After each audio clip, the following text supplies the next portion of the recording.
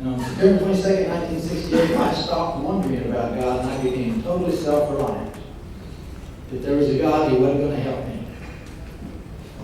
The enemy got out of their hole. They came and stripped my watch off my wrist. They took a knife and cut the straps off my rug and pulled it off me. And they went and got back in the hole right there. I lay in front of that gun with my head uncovered. Heck of a firefight broke out every now and then.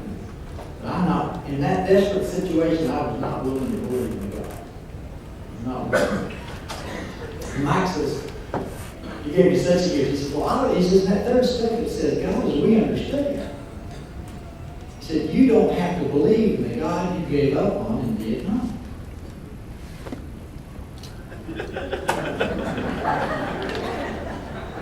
That made no sense to me whatsoever.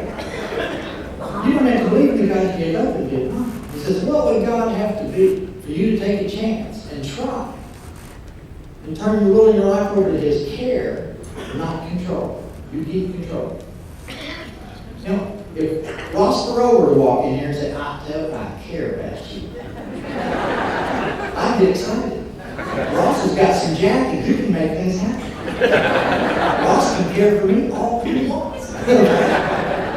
Just don't tell me what to do. And so I thought, well, this is focus. You know, I always thought that I was supposed to figure out what God wanted me to do.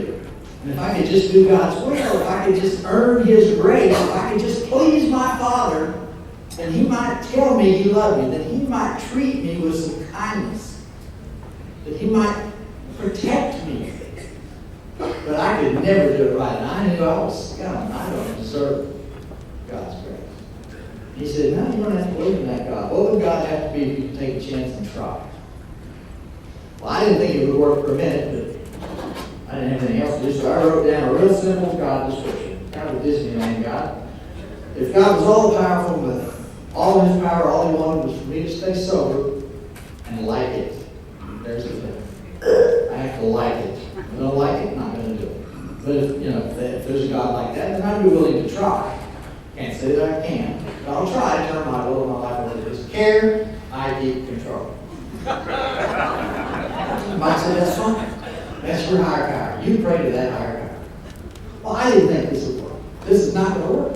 It's not going to work. So, I don't know what you guys did, those of you that went to treatment when they would put you in the therapy where you make the little moccasins and things. But what I did is I made a calendar so that I could document my meetings, document my calls to my sponsor, and I couldn't read. I was functionally illiterate. My eyes would move across the page, and I had no comprehension of what I just read. I could go back and read it several times and not know what it said. So I had the guys I was in treatment with come to my home every day and read out of the big book.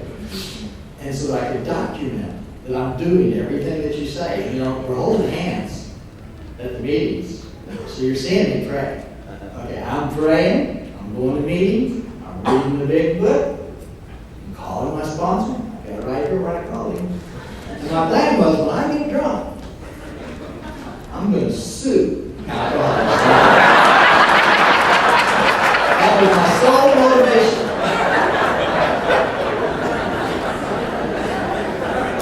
For doing the things that were suggested. But fortunately, somebody else said this, motives don't matter.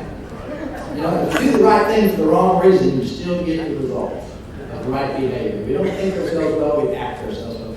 And by doing all the things that were suggested, 30 days, 60 days, 90 days went by, and I hadn't had a drink. Whoa, a day happened and I didn't think about drinking. Whoa, how'd that happen? You know what? And I'm liking you people. When I got out of treatment, the first thing I did is I did not know if I could not drink. I didn't want to drink. But I didn't know if I could not drink, just like I could not go get that pill. So I went right straight from the from the hospital to the clubhouse, the clubhouse, the Western Club in Oklahoma City. And I'm fixing to go in the door, and the door opens, and out walks the kid that I broke my ankle kicking in the head. I cannot catch a break. I'm so unlucky. I am desperate for help, and it's Ricky.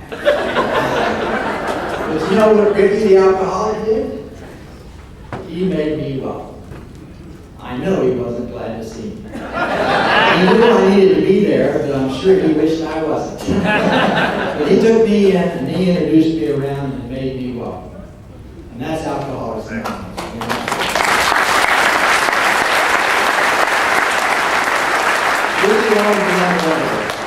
I was not lovable when I came here. I was scared and dishonest and deceitful. And my mouth was moving. I was lying, and you all knew it, but you didn't act like it. And this made me welcome. And this is the darndest thing I ever experienced. And I really enjoyed being in your company. I hated to go home at night because the nights were forever. Early sobriety, the nights were forever. And not taking any pain medication. And having that, when I got out of treatment, I still had the same mom, the same dad, the same disability, the same Vietnam experience, the same brother suicide. I had all the same life experiences that I had when I went in there. I'm just not drinking now. What am I going to do? My sponsor suggested that I might want to invoke a power greater than myself that might do for me what I can't do for myself. And he explained to me that the purpose of these steps is to enter into a relationship with the heart. We don't drink we don't do the steps to get sober. You get sober by not drinking. That's nonsense. I've yet to get drunk on a day I didn't drink. But if you take the 12 steps, what will happen is you'll have a spiritual awakening. It's the result, not a result one man. Is what happens when you take the steps. And so I was willing. And we started on that journey through the steps. And it was fantastic. Because the steps taught you and the steps taught me the things my parents should have taught me. You taught me the truths that I didn't know. And when I did my resentment list, my sponsor fed that to me like baby food because he knew I wasn't going to comprehend it. He says, here's your pencil paper, write down everybody that ever pissed you off and what they did. I can do that. It's a long list. He said, now I want you to put down why that made you angry.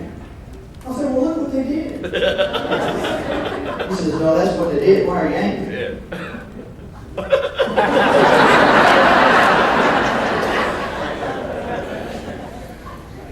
Look what they did. Now, I know what they did. I don't get it. He says, your wife leaves you for another man. Yeah. I'm angry. He says, why?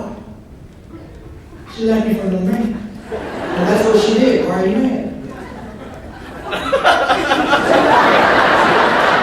He says, you know what? If you'd been trying to get rid of her and she left, you'd be happy. Well, yeah. He said, well, so it's not the fact that she left, it's the fact that you didn't want her to. Damn. Whenever you're threatened, financially, emotionally, socially, legally, financially, maritally, sexually, whenever you feel a threat, whenever things aren't going to go your way, you get angry or you become fearful. See, because anger is just the present tense of fear, which is future tense, and resentment, which is past tense. They're all the same thing, just at different points in time.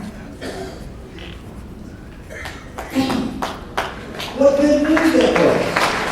That was good news! This is good news, folks. If you haven't figured this out, this is good news. Because if they have to change for us to get better, I'm screwed. My mom and dad got to get along, and if things have to change with the government and the VA, and if my wives have to be able to read my mind, and if that stuff has to happen for me to get happy, I'm in trouble.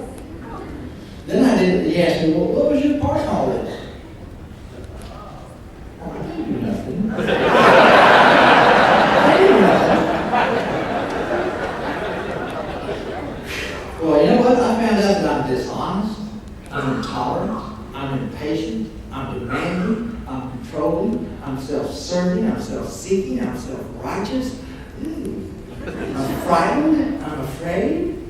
I don't want, my sister makes me a chocolate cake every year for my birthday. I hate chocolate cake. Every year she makes me a chocolate cake. Every year I